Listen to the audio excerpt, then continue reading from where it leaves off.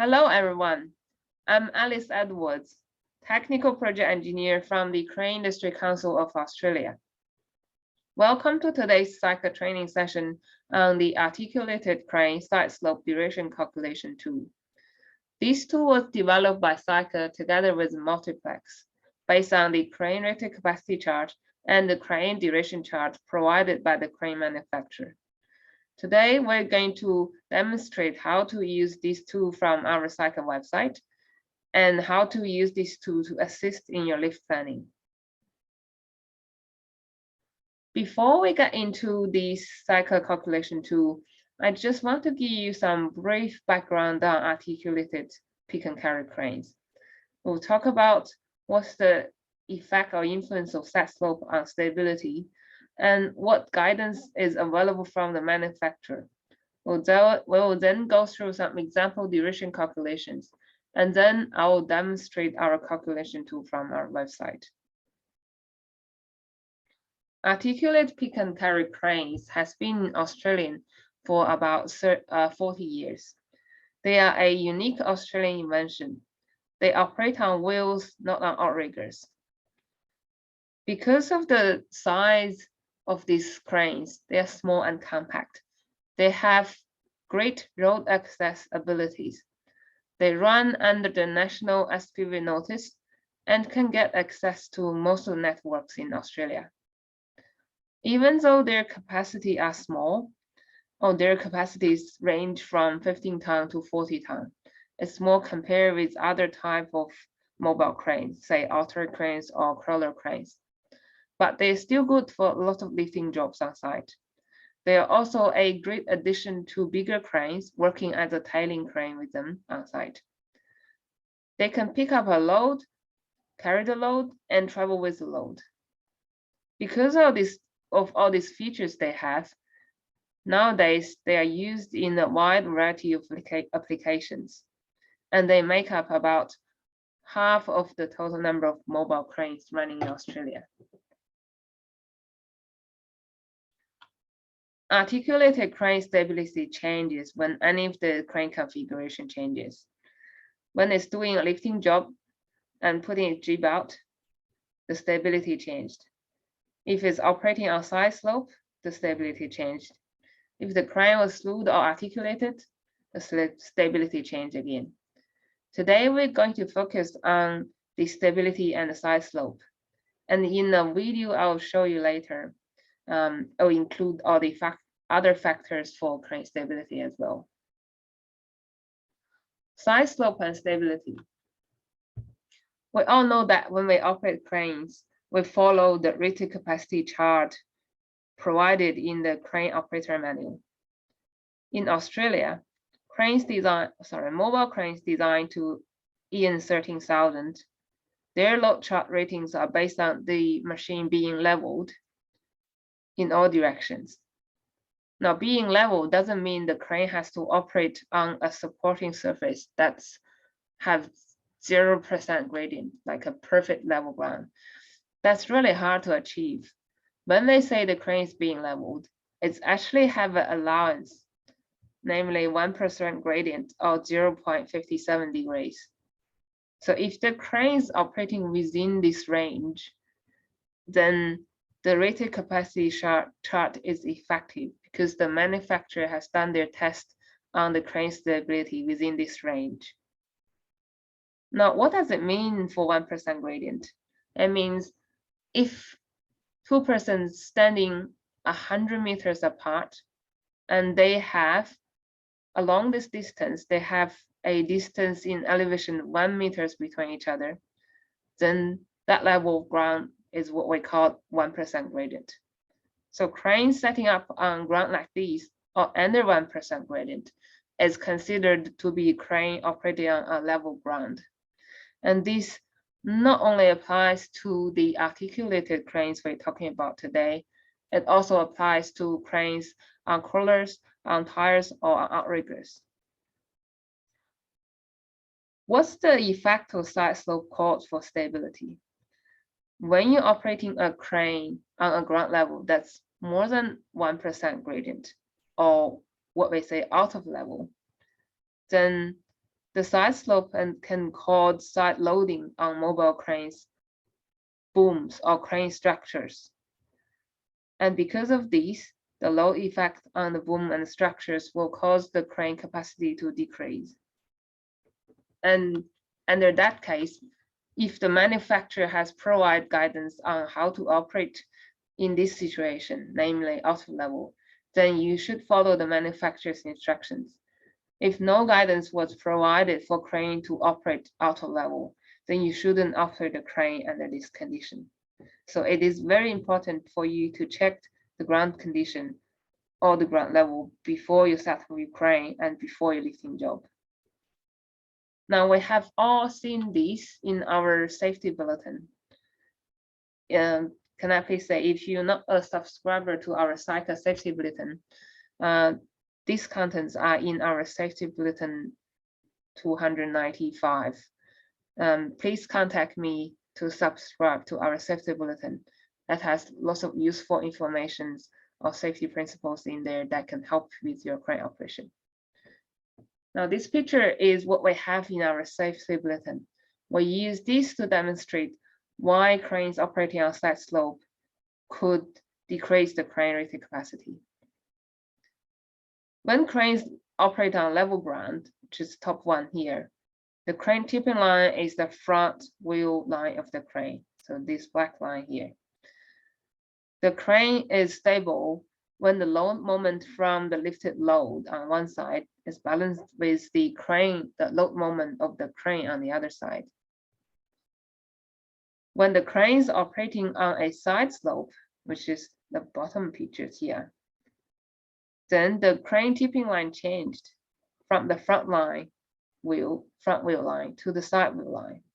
So we can see here the load moment of the lifted load changed because the distance reduced. And at the same time, the load moment from the crane changed as well, because the crane weight's load moment or distance changed as well.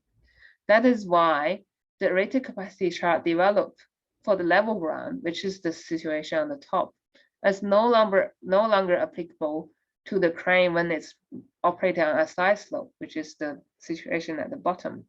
And that's why we have to reassess the crane to make sure the crane can operate under these conditions, which means the load moment still balanced for this condition. And when we're operating on side slope, we're probably more aware of the situation and use the manufacturer guidance to direct the crane. What if you're not aware you are on a side slope? For example, if you drive on a level ground, which means the ground is within 1% gradient, but you have a flat tire on one side and normal tire on the other, or you're driving on a flat surface on one side and hard surface on the other, or if you go past a pothole, all these situations could create a situation equal to the side slope.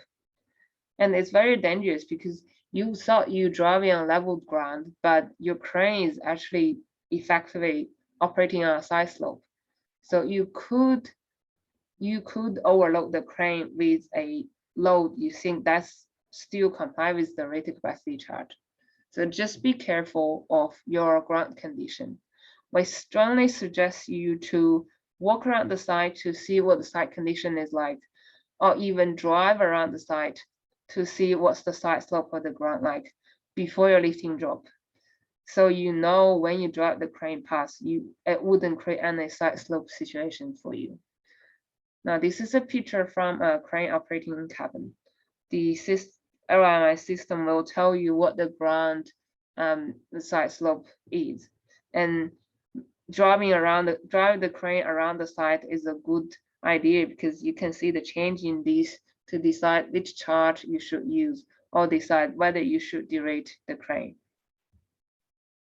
Now this is the YouTube video I mentioned before. This video is produced by Cycle. It talks about the stability of pick and carry cranes. I mentioned the factor of side slope. In this video, it also talks about factors like crane articulation, and when cranes going uphill, downhill, what's the influence on the crane stability. It's a very good video. You can also use it as one of your toolbox meeting topics just by searching for this stability of pick and carry crane video on YouTube.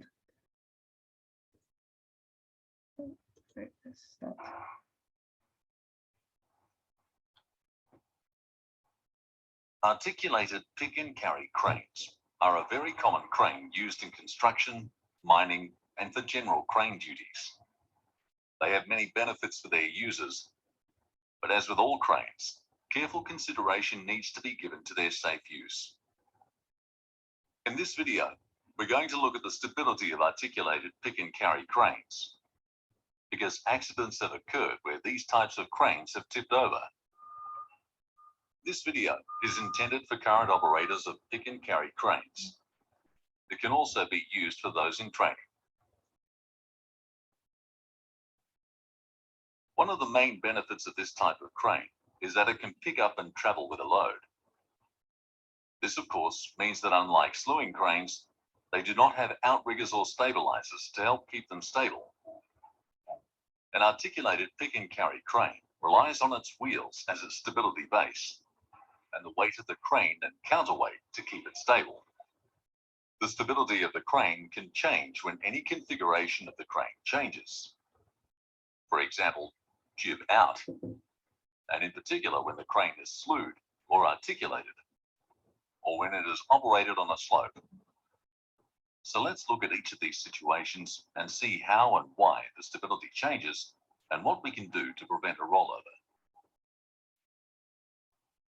First, we will look at sloping ground and how this affects stability. Pick and carry cranes, designed to Australian standards, are designed to work on firm, flat and level ground to within 1% or 0.57 degrees. In practice, ground this level is not always available, as even the camber on a road would exceed these limits.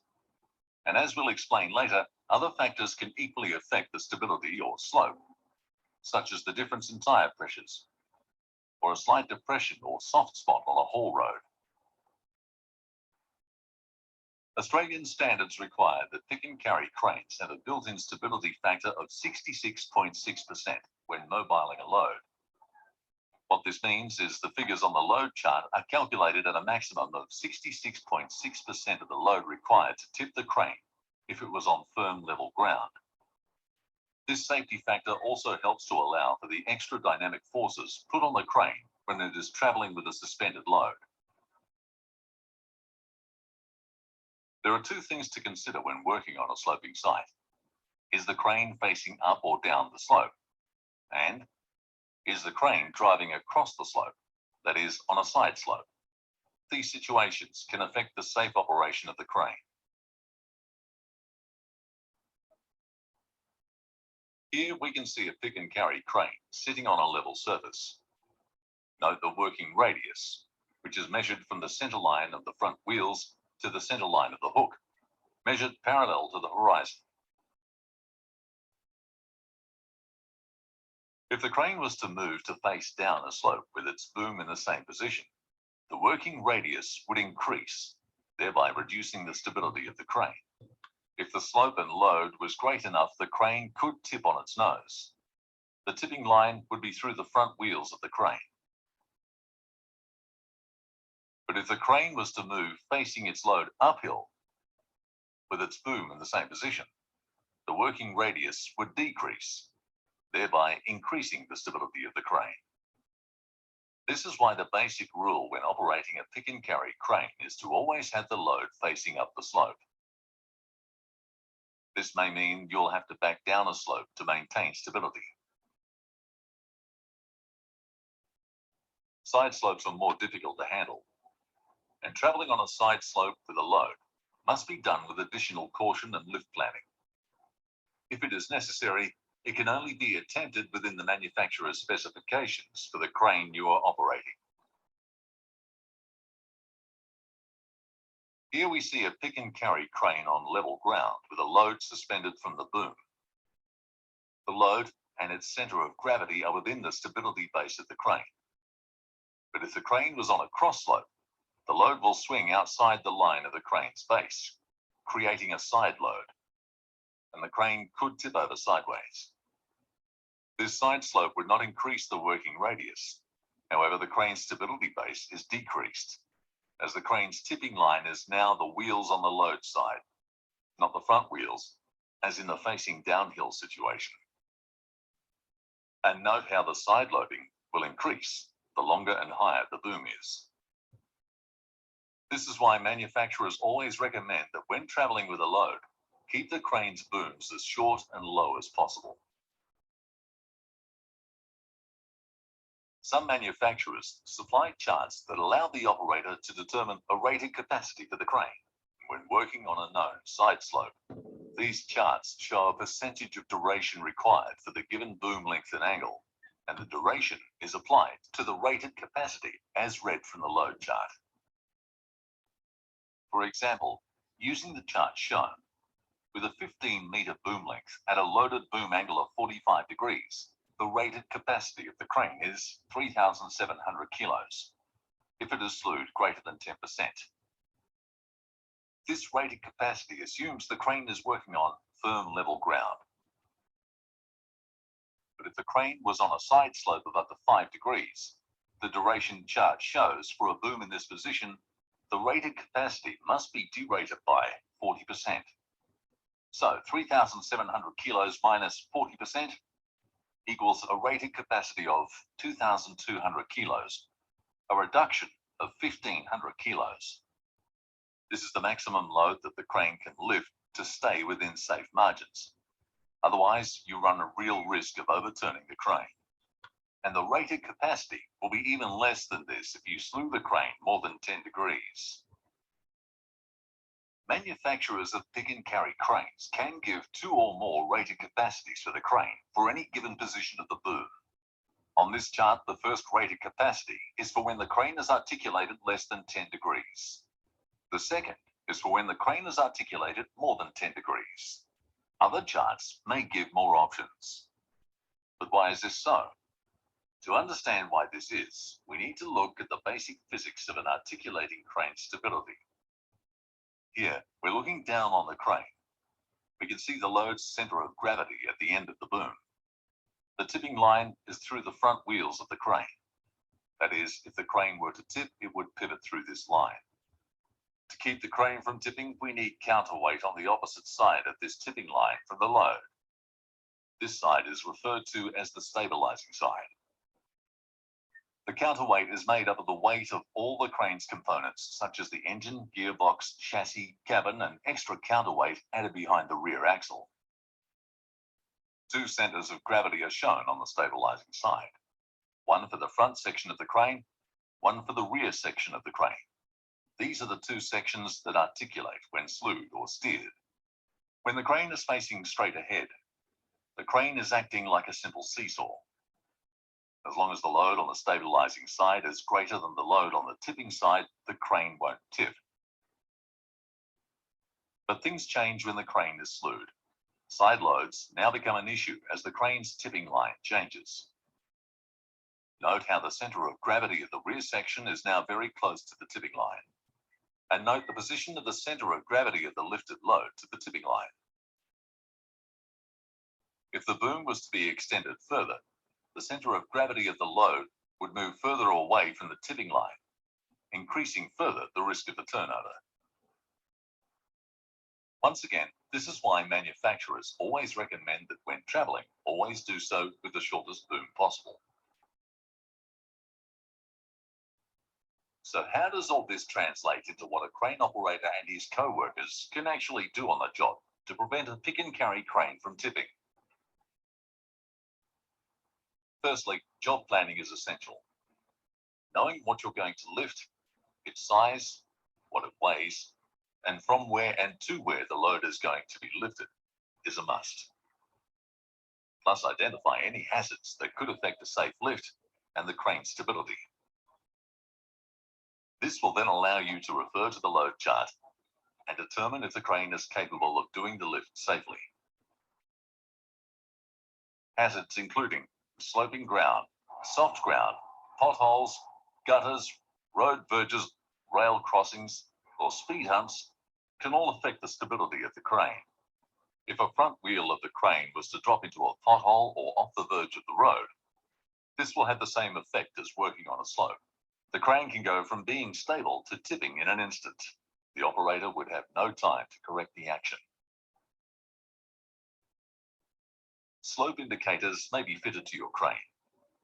These devices can be a simple bubble angle indicator or an electronic cutout device that prevents the crane from operating if it is at an angle greater than the load chart allows. These devices still require you to plan the path you intend to travel. Use the side slope indicator in the crane to help determine the slope of the ground. This will then allow you to determine if the load can be safely lifted according to the load chart. This indicator should be read with the crane facing straight ahead and with no load on the hook. When driving the intended path with no load on the hook, note any gradual change in slope that might be caused by road camber or changing lay of the land conditions that might give a sudden change to the crane's angle when traveling. Follow manufacturer's specifications for your crane. Keep booms as short and as low as possible. Keep loads as near to the ground as possible. Travel smoothly at the recommended slow speeds. Cranes like this 25-tonner have movable counterweights. For road travel, the counterweight is fitted to the front of the machine. But for maximum lifting, the counterweight is mounted on the rear of the crane. It is important the operator selects the correct counterweight configuration on the load moment indicator, LMI, when reading the load chart. The operator must also ensure the counterweight is fitted correctly and according to manufacturer's specifications. Do not travel long distances with a load suspended from the hook. Pick and carry cranes' intended use is for short distances only. Use taglines to control the load. Tie loads back to the crane to prevent excessive load swing. Only tie loads back to points designed for this purpose. Plan to limit steering angles as much as possible. The less the crane articulates, the more stable it will be. Allow for wide turning circles. Never override overload protection, except in an emergency. Any movement made in the override condition must only be to return the crane to a safe working condition. Overload protection fitted to cranes supplied today have timeouts fitted, meaning that they can only be used for a short time period, after which the override will no longer work. This is designed to prevent cranes being used in an overloaded state for other than retrieval purposes.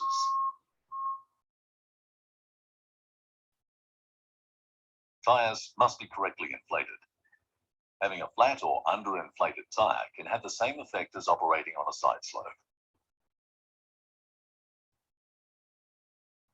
When traveling with large loads, the operator will not be able to see the path ahead, so he or she is reliant on the route pre-planning and the directions from the dogger. The speed of all movements should be minimized to reduce load movement.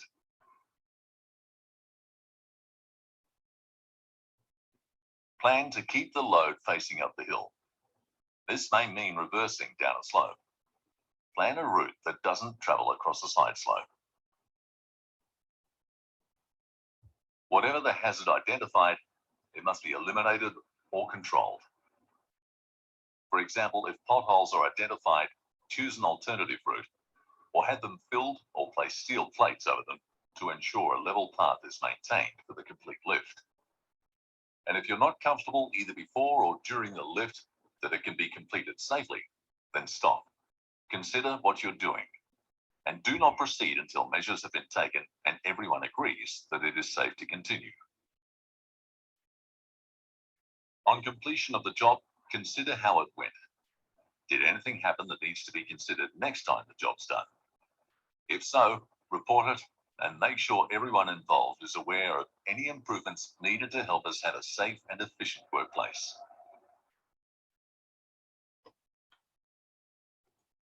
Now, this is a really useful video on articulated crane operation.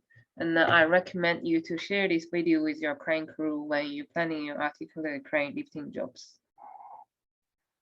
Well, in the video, it mentioned that we should follow the manufacturer's guidance when operating these articulated pick and carry cranes. What would the manufacturer have in their operator manual?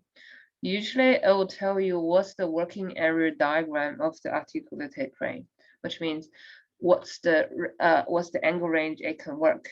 For this crane, it says less than 10-degree articulation zone or between 10 to 40-degree articulation zone. The manufacturer will have different rated capacity charts for these two zones, like shown in the video. It will also tell you what's the mass or weight of the attachments, lifting attachments, because when you're lifting a load with these cranes, you have to consider the weight of the attachments as well. For example, if you're lifting something that's, say, 500 kilograms, and with a 4-part hook block, which is 125 kilograms, and a 20 metric ton hook, 15 kilograms. So to lift a 500 kilogram load, you need the crane to have a rated capacity of 640 kilograms. So the lifting attachments counts about 1/3 of the load you're about to lift. So if you don't consider this weight, the weight of these parts or the mass of these parts, it could cause problem for your lift. The crane manufacturer will give you the rated capacity of the crane, but be careful when you use the rated capacity chart. Read the conditions or how to use this chart. For this one, for example, this one, it will tell you the radius of the crane, the boom length of the crane, and then on the top, it will tell you the green boxes, the number in the green boxes are the rated capacity for the crane when it's articulate less than 10 degrees, and the number in the yellow box are for the crane's articulation between 10 to 40 degrees, or the rated capacity for the crane articulation between 10 to 40 degrees. And it reminds you that mass of sling and hook block to be added to load. We have an example point here when the crane is lifting at 7 meters radius and 11 meter boom length. The rated capacity of this example point is if the crane is less than 10-degree articulation, then the rated capacity is 4,400 kilograms. If the crane's configuration is greater than 10 degrees and less than 40 degrees articulation, then the rated capacity is 3,750 kilograms, and the crane is operated at a 34-degree boom angle. This is the rated capacity, this is the percentage duration chart for the crane. For the example point we have before, 7 meters radius, 34 degrees boom angle, the crane falls into this 30% duration area. So if we are operating this crane on a side slope, that's more than 1% gradient and less than 5 degree side slope. So here, this condition here, then you can use this chart and direct the crane by 40%. So the crane rated capacity was 3,750 kilograms.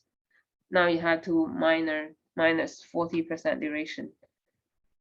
And the new crane rated capacity now is 2,250 kilograms. And remember to take away the mass of the lifting attachments. Now we get to our cycle articulated crane side slope duration calculation tool. This tool was developed effectively based on the same process we had before. So in this example here, we find the correct rated capacity chart. We find the point we're lifting, the configuration of the point we're lifting at, and then we find that point on the percentage duration chart, find the percentage of duration, and then calculate what's the new rated capacity. So our calculation tool is following exactly the same process. Our tool, if you go to our Cycle website, cycle.com.au, on the top, you'll find it under resources and then click on safety. Under this banner, we'll have the articulated crane side slope duration tool here by clicking here. We also have our lift planning tools available, which is our simple lift plan, detailed lift plan, and our lift register. They can all be accessed from this page. Once you click on the calculation tool, this page will show up.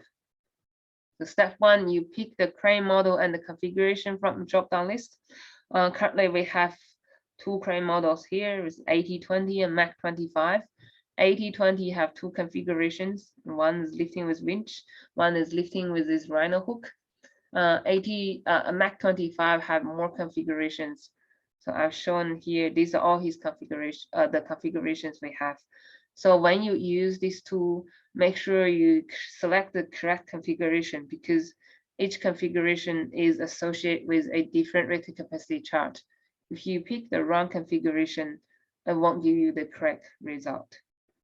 After you pick your crane model and configuration, put in your boom length and your lifting radius.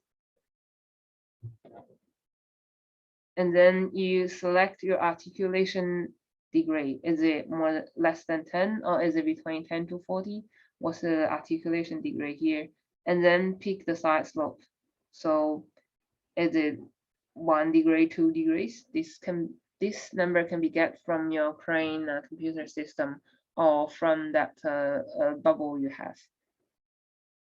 The calculation tool will then use these numbers that you put in, boom length, radius, articulation angle, and side slope, and calculate what's the rated capacity should be for this configuration you put in. So for this one, it's 60% duration. It shows that the crane is operating, the boom is operating in this range, so should be derated 40%. And I have put in that I'm going to lift a load that's 1 ton. So if you lifting a load 1 ton, you're using 44.4% of your rated capacity. You notice there are 4 different colored bars here. That's a lift planning tool you can use, which I'll talk about this later. This is a different crane model. As I said, there's AT20 and there's Mach 25. So this example is a rated capacity chart for Mach 25. So if you are lifting with Mach 25 crane with 4 block counterweight on front of crane, articulation degree between 10 to 40 degrees. And remember what I said, you have to select the correct configuration. So here we'll pick this one, Mach 25, 4 block counterweight up front. So, and this all different configurations, you have to make sure you select the correct one. So we select that, and then we put in radius, boom length.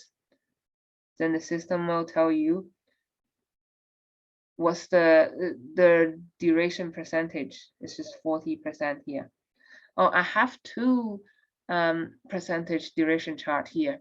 It's because this one on this smaller one on the left hand side is for AT20, and then this bigger one on the right hand side is for Mach 25.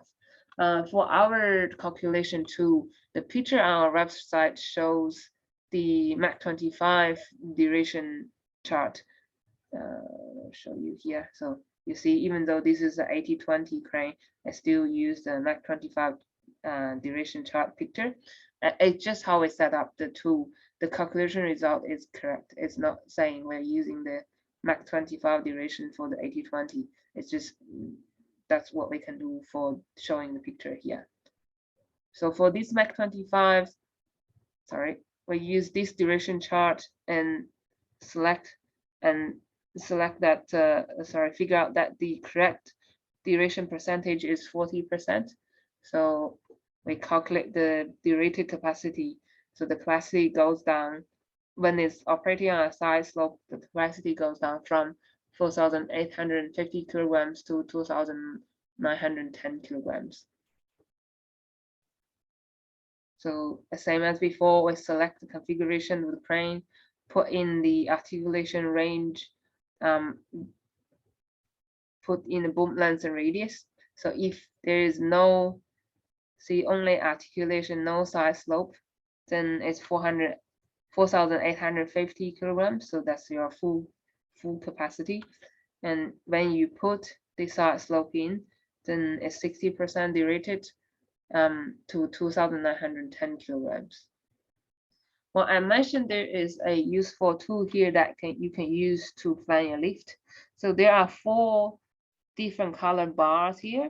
The purple one, the purple bar here, shows when your crane is lifting straight ahead without any articulation. So for this configuration, this Mach 25, when it's lifting straight ahead with no articulation, this crane can lift 5.5 tons. And then this green bar here shows when the crane is articulated, it can lift 4.8 tons. And then this light blue bar here shows when the crane is lifting straight ahead with side slope, then it's 3.3 tons. And the dark blue bar at the end shows when the combination of articulation and side slope, the crane can lift 2.9 tons. And because I set the load to be 2 tons, I'm saying I want to lift a load that's 2 tons with this configuration.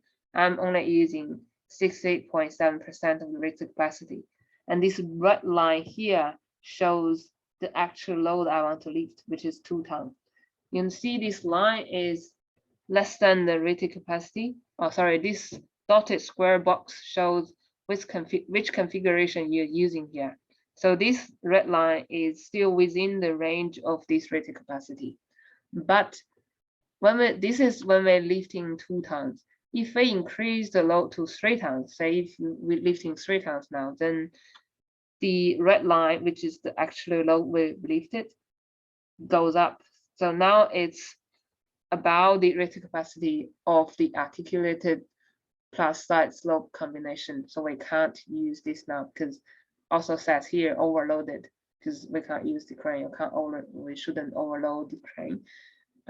So for this configuration, you can't use. So for this load, you can't use this configuration. If we keep increasing the load, say we want to lift something that's 5 tons now. So for this to lift a 5 tons with this configuration and this crane, you can only lift it straight ahead without any articulation and without any side slope, because all the other 3 configurations can't lift this load. It's over the rated capacity. This can assist you with your lift planning, because before you take the load off from the truck or before you pick up the load, you can put all your numbers in here and figure out which configuration can lift this load. Say for this case, it's 5 tons, it's over the rated capacity of these 3 configurations. You either choose a different boom length or radius for the crane, or you make sure you're lifting straight ahead without any side slope. Or even for this one, we can't use the articulated side slope configuration. You can only pick one of these 3 configurations. So you can do this before you actually lift your load to assist with your lift planning. So that's all on the cycle calculation tool. Now I'll just see if I can go back to our website to see if I can operate it on our website. Just give me a sec.